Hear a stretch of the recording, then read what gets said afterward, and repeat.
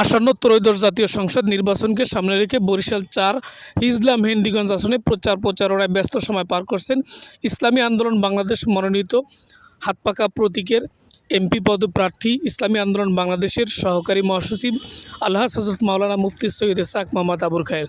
আজকে তার নির্বাচনী এলাকার বিভিন্ন জায়গায় তিনি গণসংযোগ করেন, ভোটারদের দ্বারে দ্বারে যান, হাতপাখার পক্ষে ভোট চান, হাতপাখার পক্ষে ভোট প্রচারণা করেন। এ সময় জনগণ স্বতঃস্ফূর্তভাবে তাকে সাদরে গ্রহণ করেন এবং আগামী জাতীয় সংসদ নির্বাচনে হাতপাখা মার্কায় ভোট দিবেন এমন আশা প্রকাশ করেন।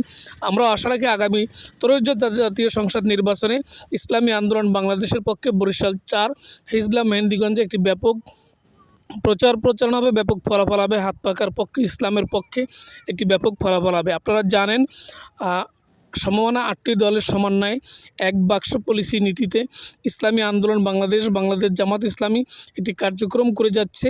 সেই কার্যক্রমকে সামনে রেখেই প্রচারণা চলছে। ইসলামের পক্ষে একটি বাক্স প্রত্যেকটা আসনে থাকবে 8টি দলের পক্ষ থেকে, এমনটাই জানিয়েছেন 8 দলের নেতাকর্মীরা।